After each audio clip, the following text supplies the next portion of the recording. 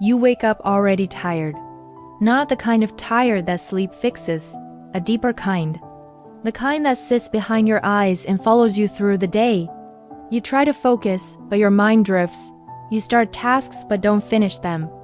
And somewhere along the way, a quiet thought appears. What's wrong with me? You tell yourself you should be more disciplined, more motivated, more put together. But here's the thing, you're not lazy. Your brain is exhausted, and it's been carrying more than you realize. At first, it doesn't feel dramatic. You still function, you still show up. You still reply to messages and meet deadlines. But everything feels heavier than it used to. Decisions drain you. Simple tasks feel overwhelming. Even things you once enjoyed start to feel like effort. And because there's no obvious reason, no crisis, no visible trauma, you assume the problem must be you, a lack of willpower, a character flaw. But that assumption is where the misunderstanding begins. Your brain isn't built to rest in a world that never stops demanding attention. Notifications, expectations, comparisons, future planning, constant self-monitoring, it's all happening quietly, all the time.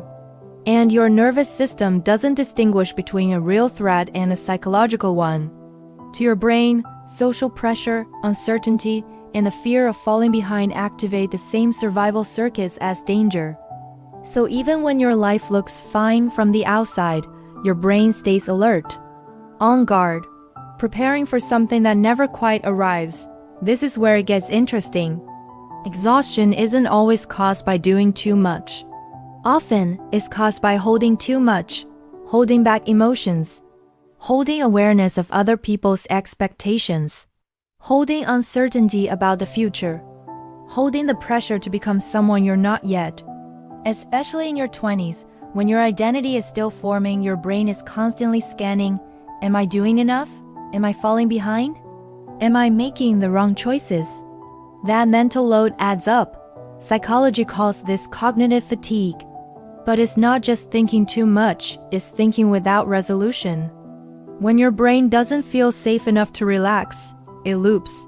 It replays conversations. It rehearses future scenarios. It analyzes past decisions.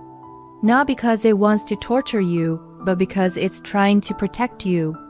Overthinking is a defense mechanism. So is procrastination.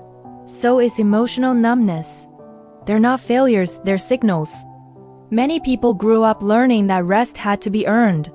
That being calm meant being irresponsible.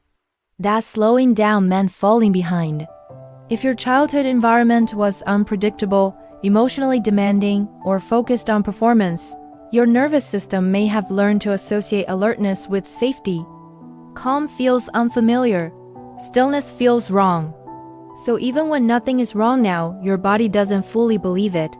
And this is why motivation disappears. Not because you don't care, but because your system is overloaded. When the brain is exhausted, it prioritizes survival over growth. Creativity shuts down. Focus narrows. Long-term goals feel abstract. All your energy goes into getting through the day. And then you judge yourself for not doing more, which only adds another layer of pressure.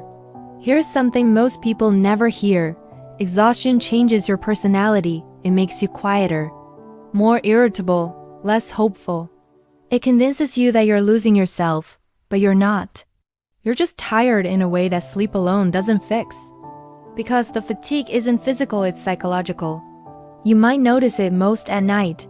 When everything finally gets quiet, your mind gets louder.